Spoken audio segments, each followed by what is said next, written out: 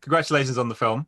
Thanks, Scott. I watched it last night. Really, really enjoyed it, and I'd forgotten when I'd read the synopsis that it had to do with video nasties, which I have a bit of an obsession with, just in terms of the kind of the craziness that went on in the 80s with this madness of, oh, everything in society is to do with these films, no matter how depraved they look. So I really, really enjoyed it, and it's a fantastic.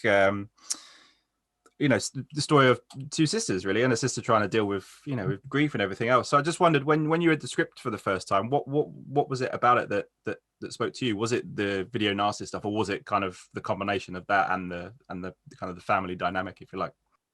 You know what? It was a combination of stuff, Scott. Like, I'd read it and thought, this is a really ballsy script. And especially I'd met Prano Bailey Bond at Screen International. We were both named as Screen Stars Tomorrow in 2018. So I'd met her at this dinner, and she just told me about this short that she had, Nasty, and for me to check it out. And then kind of like a couple of months later, there was like a casting, and that's when I read the script, and it was like, when I first read it, I was like, as you said, it is like, at the core of it's this psychological trauma of this girl who's literally just trying to find the answers for her missing sister, but yet it's in a world that I hadn't seen depicted on screen before, especially the video nasty era. So you have this very strong kind of through line of what the character is kind of looking and searching for, and then layered with all these other external factors. And I thought, like, for me as an artist, to be given that challenge was going to be just really rewarding in the sense of just kind of exploring different emotions, and just that threshold, that barrier that she kind of has to break through in the end. I don't know, I just hadn't seen it done before, so I felt I was in safe hands with Prano, because she, this is her baby, and she knows this, like, the whole video nasty world so well, that I was like, okay, I'm gonna explore something in the video nasty era. I'm in safe, capable hands. There's a couple of great documentaries on the video nasties, and one of the guys, like I guess he's like a lecturer or something, talks about this article that he found where there was the slaying of these ponies, I think it was, and they either blamed a new moon or video nasties for this guy going out and killing ponies. It's such a strange moment in our history that all of these things came down to these videos. I mean, in terms of your kind of research, I mean, was Prano, you say, is he kind of encyclopedic enough for you to just say, right, this is what we're doing, this is what was happening, and this is what I want to try and convey?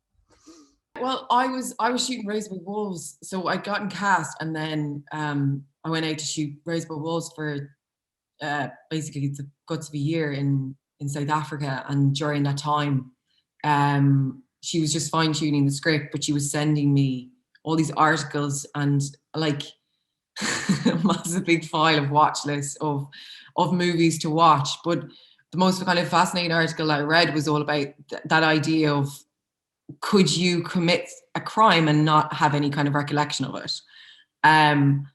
And then there was another article on it around the time of the video nasties era of how, in the 80s, that was this whole hysteria, responsible for kind of public outbreak and crime. And, you pair that with what the country was going through at the time. It's just, I always feel like it's kind of like what Enid is going through. She is someone who is experiencing all this trauma, but has this deep, deep trauma in the middle of it that she is trying to explore. So yeah, she, like, Prano, she is a bloody genius. She's there wasn't any point in kind of when we were shooting that I didn't feel like I was always felt completely open to ask questions and explore different ideas, but she was always kind of in there and showing kind of video references to exactly psychologically where the character is, but also visually what she's experiencing, what she's seeing, like all these kind of references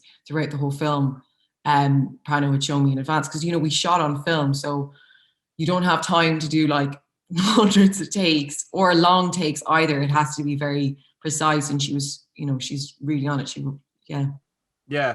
And I mean, the censorship debate was a mad thing in terms of the kind of, things in these films versus the real things that people seem to not, are ignoring the facts that, there's censorship of films, and then there's real monsters in the real world kind of thing, and the juxtaposition between the two. And I thought that was really, really well done in this, in the sense that no matter how depraved these movies are, that we're still not dealing with the real monsters, the reasons behind it. And obviously Enid's going through having to deal with a lot of that stuff. She doesn't quite know what, she kind of gets sucked into this world that thinking things might be real and things might not be real. But it's a strange dynamic for a person to have that kind of the blurring of the lines in that. Yeah.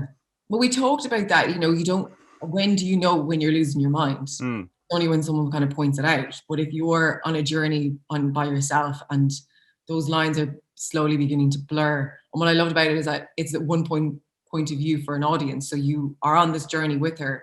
So it's only kind of as the story progresses, you're constantly asking questions, and these moral questions, and you're asking, like, why is it that she's doing it? What is she trying to uncover? Is it like a double-edged sword? And I love watching films that are like that, where you're constantly just kind of asking questions as you go along.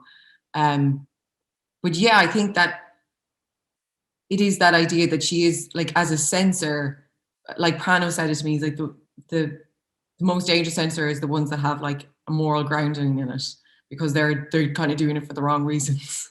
I think for Enid, she's doing it for the wrong reasons. She's trying to keep the world safe because she feels like there's been this horrific trauma that's been inflicted on her as a child. She's trying to always kind of protect everyone's kind of inner child. Yeah, absolutely. I mean, the censorship world is such a world that people don't get to see the ins and outs of it. You only get to see bits when they kind of dribble out after so many years. So in terms, I guess, with research and stuff, was there much for you were you able to talk to people? Were they able to tell you stuff, or did you have to kind of just kind of go with the flow, if you like? Because it's a very secure part of, the film industry that people can't really penetrate it unless they work in that environment. Behind the closed door. Yeah.